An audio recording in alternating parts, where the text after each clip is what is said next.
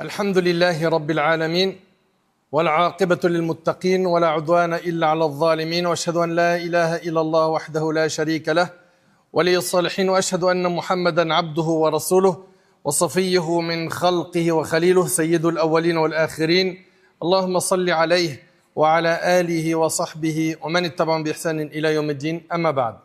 Mes chers frères et sœurs, le thème de notre prêche aujourd'hui est les démons du Ramadan. Les démons du Ramadan.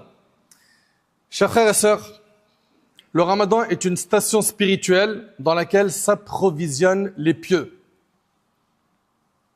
Le Ramadan est un lieu de repos pour les croyants. Allah tabaraka wa ta'ala nous dit dans le Coran: Ya ayyuhalladhina amanu kutiba alaykumus siyam kama kutiba alal ladhina min qablikum la'allakum tattaqun. Ô vous qui avez cru, il vous a été prescrit le jeûne comme il a été prescrit aux communautés qui vous ont précédé afin que vous atteigniez la piété. On a un objectif à atteindre pendant le mois de Ramadan, c'est d'être pieux. Et on a déjà parlé de la piété sur ce minbar, c'est faire ce qui est obligatoire, délaisser ce qui est interdit. Pas d'enregistrement avec les téléphones, restez concentrés, barakallahu fikum. Donc l'objectif de chaque musulman et de chaque musulmane pendant Ramadan, c'est d'être pieux. De mettre entre nous et la colère d'Allah un mur. Durant le mois de Ramadan, les portes du bien sont ouvertes et les portes du mal sont fermées. D'après Abu Hurayra radiyallahu anhu, le prophète sallallahu alayhi wa sallam a dit: lorsque vient le Ramadan, les portes du paradis sont ouvertes, les portes de l'enfer sont fermées, et écoutez bien s'il vous plaît, et les démons sont enchaînés. Les rebelles parmi les démons. Les rebelles parmi les démons sont enchaînés. Le hadith est rapporté par Bukhari et Muslim. Cheikh Al-Uthaymin, rahimahullah, il a dit: leur enchaînement, c'est-à-dire celui des démons, signifie qu'ils sont empêchés d'égarer les gens. Donc, il n'y a pas pendant Ramadan de rebelles parmi les démons. Ils sont enchaînés. Mais cela ne veut pas dire qu'il n'y a pas d'ennemis à combattre. S'il y en a, ton ego, qui a malheureusement pris trop de mauvaises habitudes, qui fait beaucoup de péchés. Ton ego. Mais il n'y a pas que l'ego. Il y a aussi, parmi ceux qui sont une grande menace pour notre jeune, les démons parmi les humains. Les démons parmi les humains. Eux, ils vont prendre le relais des démons qui ont été enchaînés. Et ils vont pousser les gens, pendant le mois de Ramadan, à l'égarement. Le waswas peut provenir de l'être humain, comme il peut provenir des djinns. Allah Ta'ala nous dit: Minal jinnati wan nas, que ces insufflations proviennent des djinns ou des hommes. Al-Hasan al-Basri, rahimahullah, a dit: ce sont deux démons. Le démon des djinns insuffle dans les poitrines des gens, tandis que le démon parmi les hommes agit ouvertement.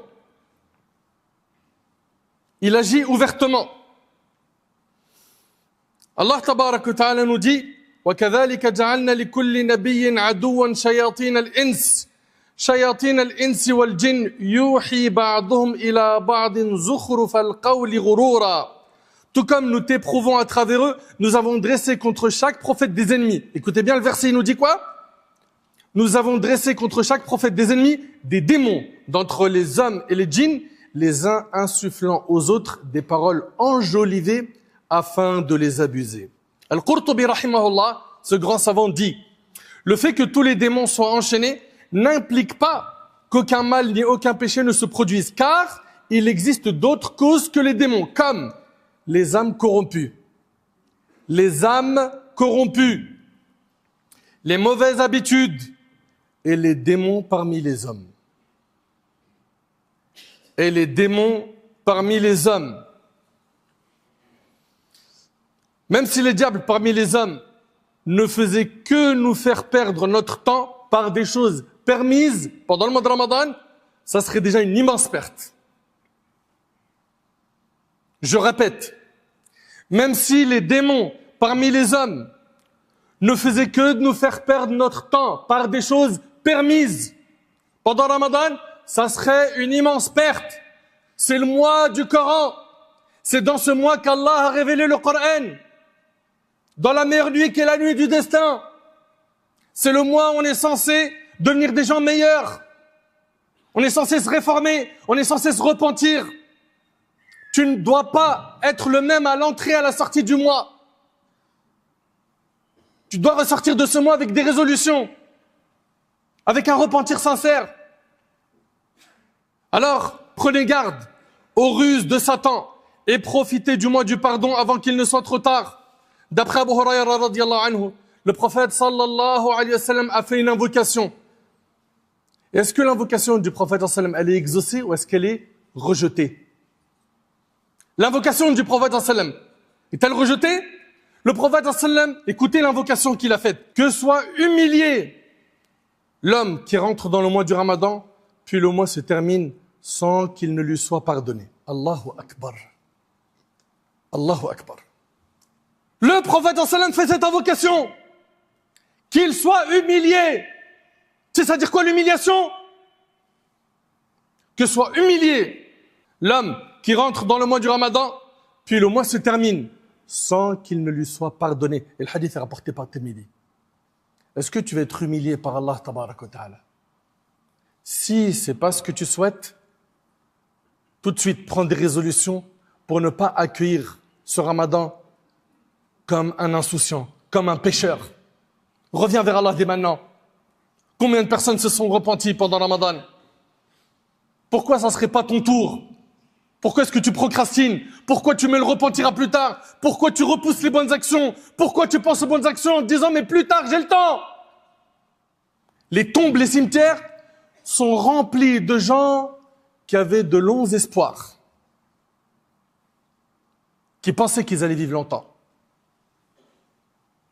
Et parmi les diables humains du Ramadan, il y a ceux qui nuisent aux musulmans par leur langue, si bien que le mois du Ramadan ne s'achève pas sans que leur jeûne soit fracturé et que leur récompense soit perdue. Le prophète sallallahu alayhi wa sallam, dans un hadith rapporté par al-Bukhari d'après Abu Hurayra, il a dit, écoutez attentivement ce hadith, celui qui ne délaisse pas les paroles et les actions interdites, alors Allah n'a aucun besoin qu'il délaisse sa nourriture et sa boisson. Le prophète alayhi salatu wa sallam a dit dans un autre hadith, il se peut qu'un jeûneur n'ait de son jeûne que la faim et la soif. C'est-à-dire quoi? T'as jeûné toute la journée, mais t'as pas de récompense. T'auras que eu faim et soif. Pourquoi? Parce que tes yeux n'ont pas jeûné, t'as regardé le haram. Tes oreilles n'ont pas jeûné, ils ont écouté le haram. Ta langue, elle était dans les insultes, les moqueries, les calomnies, les médisances. Ta langue n'a pas jeûné. En fait, c'est comme si tu travaillais pendant un mois et qu'on ne te donnait pas de salaire. Il y en a qui vont sortir de Ramadan sans salaire de la part d'Allah, sans récompense. Et d'ailleurs, wallahi, la musiba, l'audace, depuis qu'on a les réseaux sociaux et la concurrence folle dans les péchés, on a des gens qui vont rompre leur jeûne sur des joints. Et ils se filment. Et ils sont contents. Certains ils vont nous faire des vidéos où ils vont te dire, moi je vais te raconter la pire dinguerie que j'ai fait pendant Ramadan. Moi j'ai volé des claquettes à la mosquée. Ah ouais, et toi? Et ils sont là en train de rigoler sur qui a fait le plus de péchés pendant Ramadan. Mais c'est des cœurs que vous avez ou c'est une pierre? Le prophète sallallahu alayhi wa sallam a dit, celui qui ne délaisse pas les paroles et les actions interdites, alors Allah n'a aucun besoin qu'il délaisse sa nourriture et sa boisson. C'est rapporté par le Bukhari. Le jeûne est un bouclier, comme l'a dit certains pieux prédécesseurs. Ils ont dit le jeûne est un bouclier tant que celui qui jeûne ne le perce pas. Et ce qui perce le bouclier, c'est la médisance. Donc vous voyez que nos pieux prédécesseurs, ils faisaient attention à quoi? À leur langue. Ils faisaient attention à ce qu'ils écoutent, à ce qu'ils prononcent, à ce qu'ils regardent. Les pieux prédécesseurs fuyaient les démons parmi les hommes durant le Ramadan. Lorsqu'ils jeûnaient, ils restaient dans les mosquées. Et vous savez qu'est-ce qu'ils disaient? Ils disaient, nous préservons notre jeûne. Allahu Akbar. Nous préservons notre jeûne. Tu veux préserver ton jeûne? Viens à la mosquée.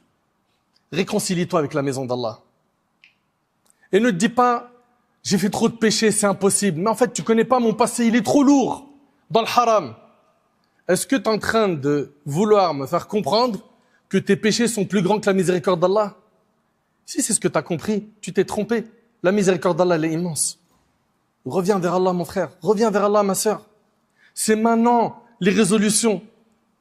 C'est maintenant qu'on se repent. Il disait, nous préservons notre jeûne et nous ne médisons de personne. Quant aux démons parmi les hommes, pendant le ramadan, ils n'apprécient pas que les gens se tournent vers le bien pendant le mois du bien. Ils se mettent alors à semer le doute sur les principes établis et les mérites reconnus, à chercher des avis marginaux, à distraire les jeûneurs par des futilités et des bassesses. Leur objectif est de décourager les résolutions et d'affaiblir les déterminations qui cheminent vers Allah et vers son paradis. Ça, c'est les démons parmi les humains. Ils ne veulent pas te voir à la mosquée. Ils ne veulent pas te voir en train de faire du dhikr, en train de lire le Coran. Il n'en veut pas. Lui, il veut que tu restes avec lui dans le trou.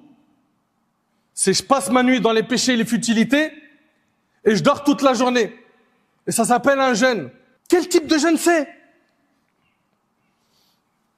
Serviteurs d'Allah, le ramadan approche à grands pas.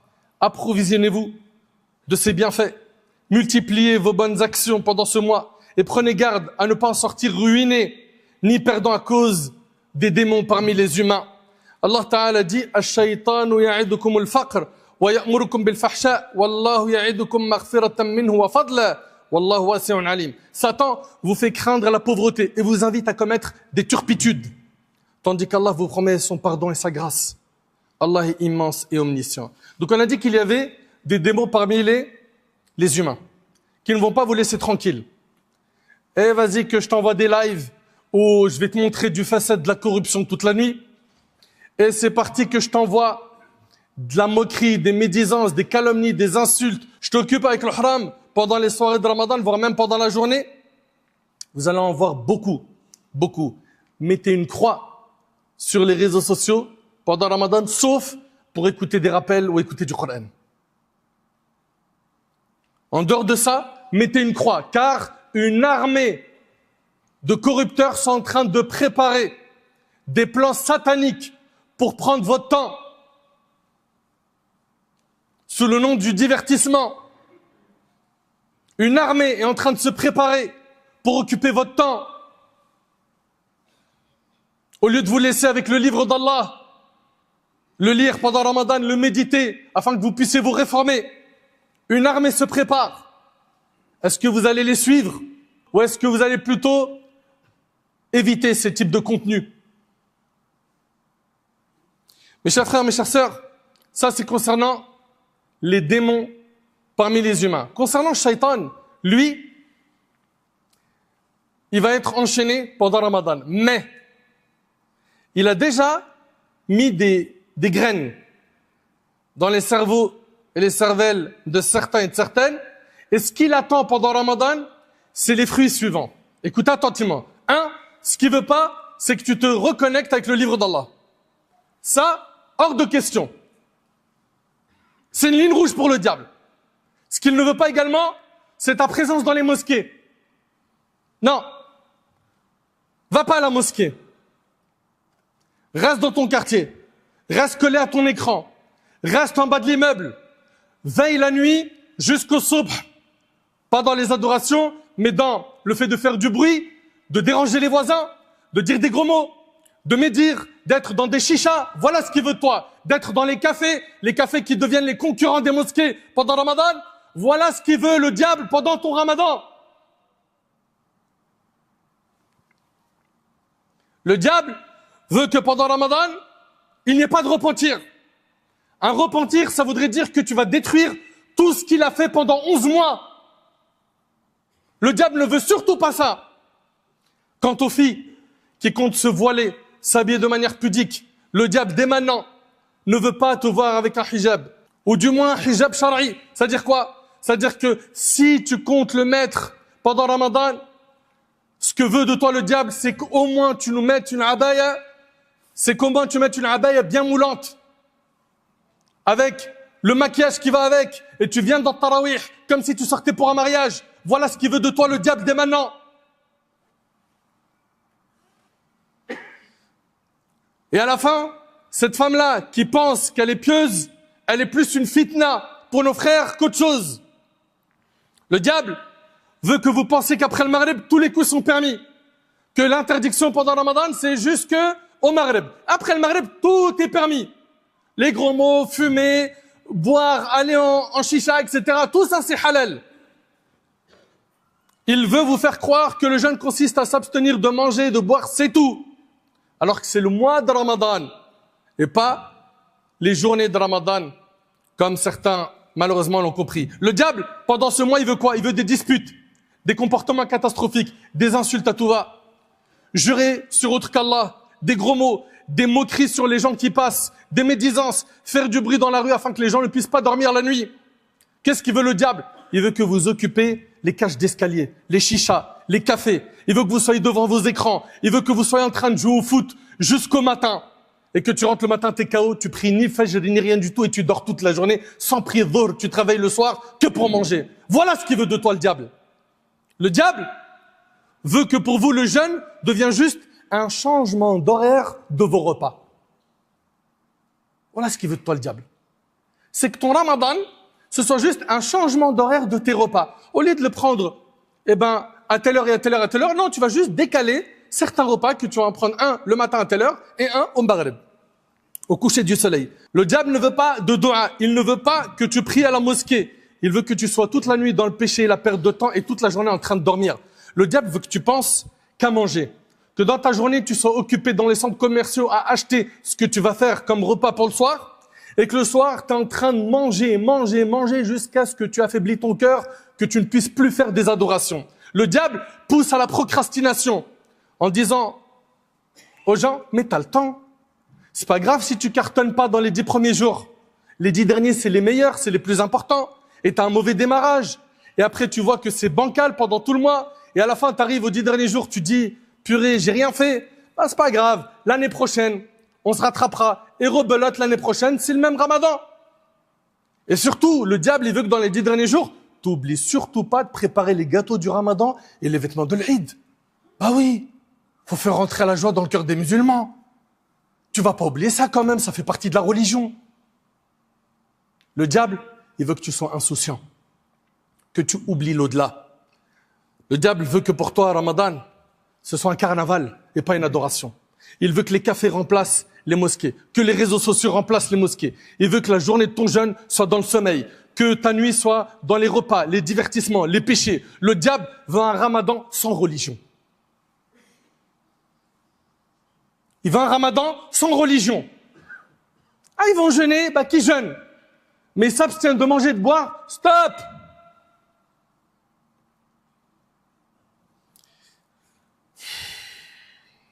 Il veut un Ramadan sans religion. Un Ramadan plein de stories, plein de caméras cachées, plein de feuilletons, plein d'écrans. Le diable veut qu'après son retour, qu'il y ait des tonnes de dégâts et peu de réformes. Alors maintenant, la question est-ce que vous allez être ces instruments, les instruments du diable? Vous qui avez compris où est-ce qu'il veut en venir avec nous? Ou est-ce qu'au contraire, vous allez être des clés pour le bien et vous allez aider les gens à revenir vers Allah subhanahu wa ta'ala? Quelle catégorie de personnes tu seras? Un instrument de Satan ou une clé pour le bien? Un Ramadan dans l'insouciance ou un Ramadan avec un repentir sincère?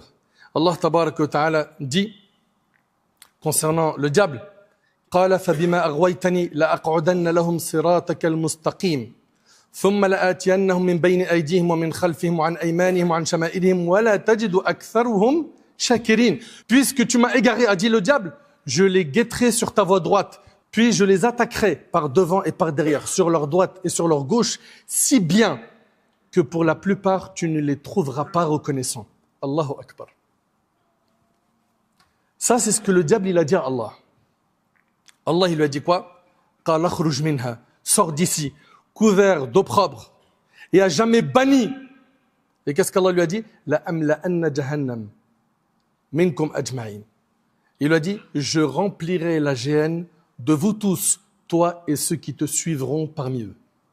Allah va remplir l'enfer par Satan et ceux qui vont le suivre.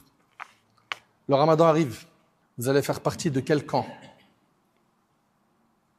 Choisissez votre camp intelligemment afin de ne pas regretter demain, c'est-à-dire le jour du jugement. Et sachez que le jour du jugement, le diable se désavouera de tous ceux qui l'auront suivi. Comme c'est relaté dans le Coran, dans Sourate Ibrahim et dans d'autres sourates, quand il dira « Inni bari'un mink » je me désavoue de toi, « Inni akhafullah Rabbil alamin » moi j'ai peur d'Allah, le Seigneur de l'univers. Désavoue-toi de lui, sois intelligente ma sœur, pendant qu'il en a encore temps, car sache-le avec certitude que le diable, le jour du jugement, il va se désavouer de ceux qui l'ont suivi. J'implore Allah subhanahu wa ta'ala de nous accorder un repentir sincère. J'implore Allah subhanahu wa ta'ala de faire de nous des pieux. J'implore Allah tabarak wa ta'ala de faire de nous des personnes utiles pour la Ummah. J'implore Allah tabarak wa ta'ala de faire de nous des clés pour le bien, des barrières contre le mal.